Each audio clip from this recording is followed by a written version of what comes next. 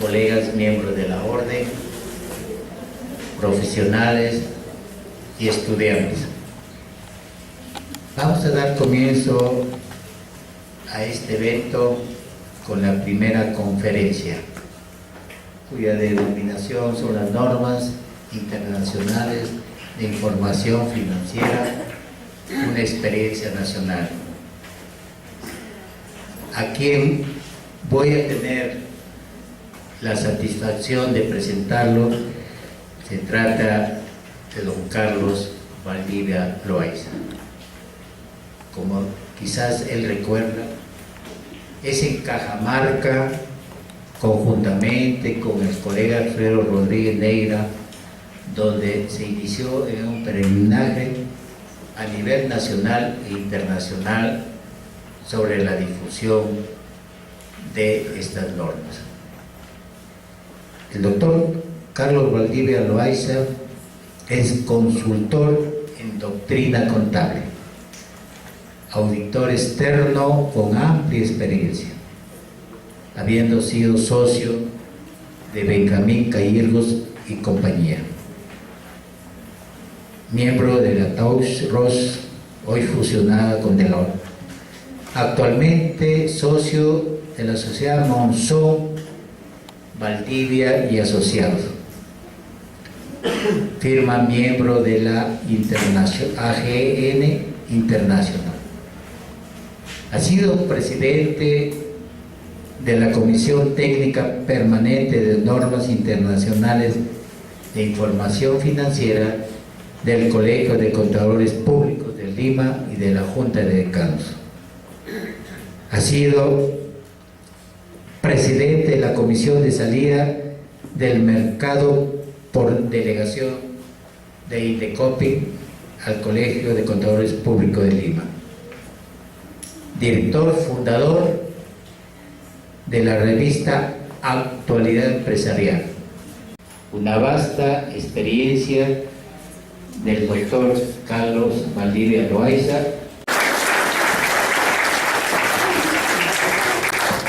En poco tiempo las normas americanas y las NIF van a ser el mismo criterio, el mismo funcionamiento.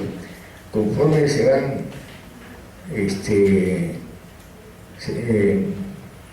eliminando las diferencias, va a venir la convergencia.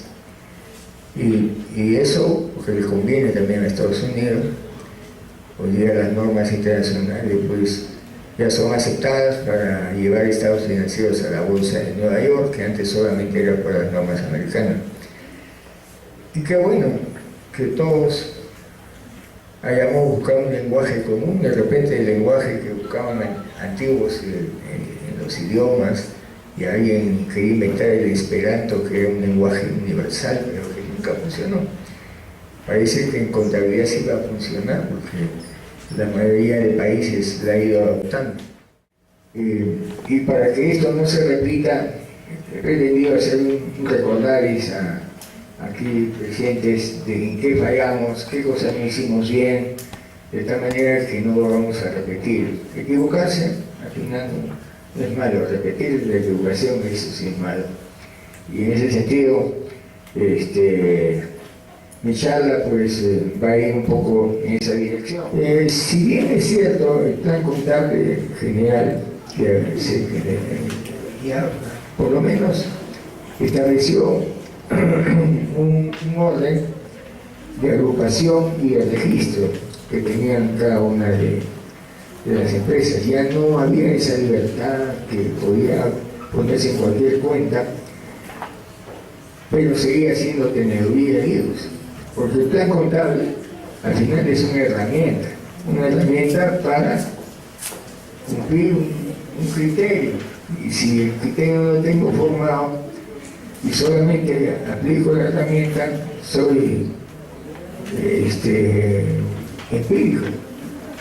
Pero eso es lo que éramos. No teníamos ni un modelo contable.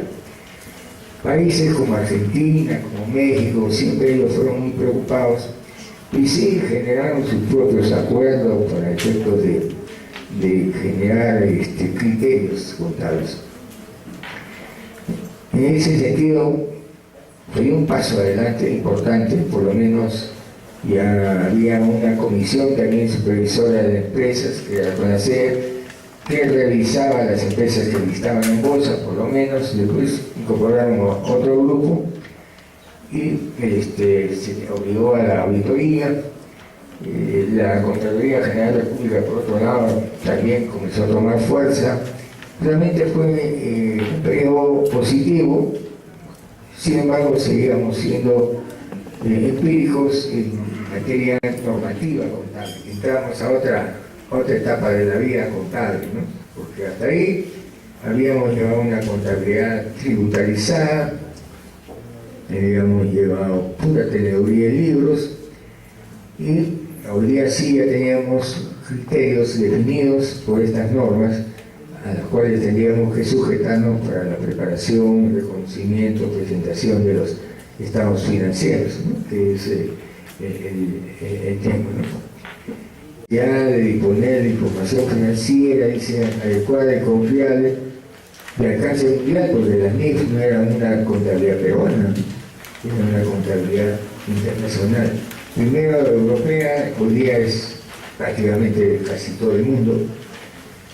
Y como quiera que la contabilidad es el lenguaje de los negocios, que mejor que hablemos el mismo lenguaje. Esa es la visión que tuvimos en aquella vez para decir, este es el modelo que debemos tomar. Porque esto, nosotros el día que vamos a entrar a un proceso de globalización, es necesario tener un lenguaje común. A veces había reacciones, decía, ¿por qué los peruanos tenemos que aplicar normas de Inglaterra? No, pues es que tú haces tu negocio no con los peruanos, no así no haces con todo el mundo. Y cuando más te generalices y te globalices, mejores son tus posibilidades. ¿No? Y estos pronunciamientos fue que comenzaron poquitos llamados NICS, ¿no? Las normas internacionales de contabilidad, que salieron hasta 41 NICS, de las cuales solamente sobreviven 28. También había un abuso en el estado, en la cuenta de resultados acumulados. En la cuenta de resultados acumulados a veces llevaban le aplicaban una serie de cargos o de abonos que deberían haber sido aplicados al periodo, y le bajaban o le subían la utilidad del periodo. A veces intencionalmente, porque como la gerencia ganaba una participación de utilidades, entonces los gastos los iban metiendo a resultados acumulados y aumentaba la utilidad del periodo, ¿no? Entonces hay normas que prohíben eso, tienen que ser registrados correctamente en la NIF 1. Y eso es lo que se ocurría. En existencias, el valor neto de realización era teoría pura, nadie hacía una estimación del valor recuperable, del valor de las existencias, para medir si no hay algunos ítems que estén por debajo de su costo. Pues si están debajo de su costo, tengo que hacer una estimación que baje el valor de las existencias, reconocerla, no en el momento que la voy a vender, sino en el momento que ya yo conozco, ya debo hacer el asiento contable. Eso, algunas empresas grandes lo hacían, pero la mayoría tenían ahí una serie de existencia obsoleta que no iban a recuperar, no eran vendibles, sin embargo no había ningún ajuste. La asignación del costo fijo para quienes llevan contabilidad de costo, porque ese es un paso adelante, ¿no? Si lleva contabilidad de costo, porque la mayoría quería llevar la contabilidad por diferencia de inventario, porque eso no es contabilidad de costos. Entonces, costos indirectos fijos se deben distribuir entre las unidades producidas en la medida que estén en una producción normal, no en una producción real, sino en la producción normal. ¿Cuál es la producción normal? Aquella que en función de su capacidad instalada, en función de su mercado, puede producir la empresa. Y acá no, seguimos bajo criterios tributarios dividiendo el costo indirecto entre las unidades producidas, ¿no?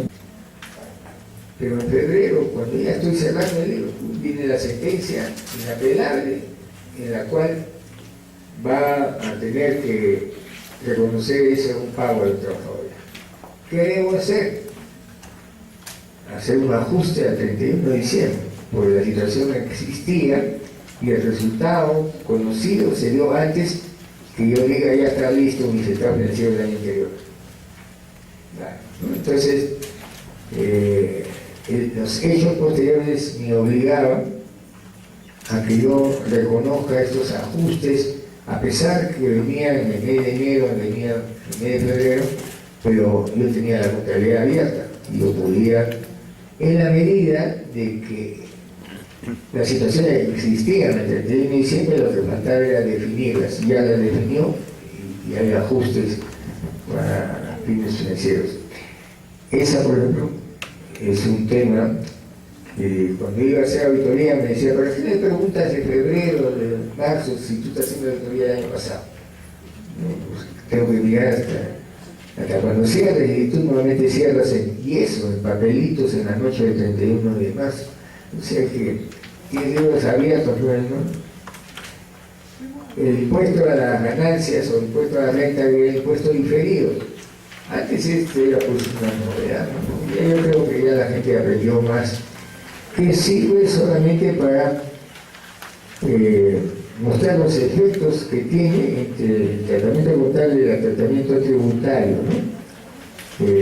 ¿no? No coinciden, pero no coinciden en el tiempo, pero sí en el objetivo final. El ejemplo, ¿no? Si yo tuviera una máquina que me da a durar 5 años, lo tengo, me ha hecho 5 años, no va más, pero la ley tributaria me dice que la depreciación de maquinaria es 10% hasta, ¿no? Y yo tengo que, de acuerdo con mi norma contable, tendría que aplicar 20%. Ahí va a tener una diferencia. ¿Qué va a pasar? Para fines financieros, esa máquina la voy a absorber como gasto en 5 años. Para fines tributarios, yo tengo que, todos los años, los primeros 5 años, yo estoy agregando una partida no deducible del 10%, hasta el 5.º año, porque solamente me permite 10% de depreciación. A partir de esa máquina, para fines contables y para fines tributarios, lo único que lo hizo diferente es que el contable fue en 5 años y tributario fue en 10. Esa me genera efectos en el impuesto. Ya no más voy a poner en el estado de ganancias y pérdidas, sino el que me sale de mi contabilidad. Y la diferencia que tenga con el impuesto que va para impuesto a pagar a la administración son diferencias temporales que me generan impuesto diferido. Ese, para muchas empresas todavía no aplican eso. Hoy día, aplico mal, y después si pongo permanente al próximo año quiero deducirla, me dicen, no, tú dijiste que era permanente, ¿no? O sea que ahora van a tener que aprender porque va a tener efectos tributarios. Las revaluaciones, por ejemplo, la revaluación genera impuesto diferido. Y había pues una opinión que decía que la revaluación de terrenos no, porque el impuesto se va a generar por el mayor valor devaluado, el impuesto a pagar histórico, para fines financieros de valor devaluado. A la hora que yo lo vendo para fines financieros no debo utilizar el importe depreciable de un activo que se distribuirá de forma sistemática a lo largo de su vida útil. O sea, es la inversión que yo la voy a distribuir entre los años que creo técnicamente va a ser usado de bien. Dice, la estimación de la vida útil de un activo es una cuestión de criterio basada en la experiencia que la entidad tenga con activos similares o sobre una base técnica. No me va a asesorar si no la tengo para definir qué cosa, la vida útil, porque cuando yo defino la vida útil, recién puedo definir qué tasa de depreciación voy a aplicar. Porque si me dicen va a durar 20 años, 5%, va a durar 10 años, 10%, pero ya tengo un criterio. Acá no todos aplicaban la máxima de 20, ¿no? Si tenían muchas utilidades, todas las tasas altas de la administración tributaria que las usaban. Si estaban con pérdidas, comenzaban a hacer la bajita, ¿no? O sea, al final no estaban registrando como dice la norma. Y eso que está dando lugar ahora que la NIF 1 ha considerado conveniente crear un concepto que se llama el valor atribuido. El valor atribuido es equivalente a una tasación, es una tasación y el mayor valor que me genere no lo llevo al excedente de la evaluación, sino al resultado acumulado.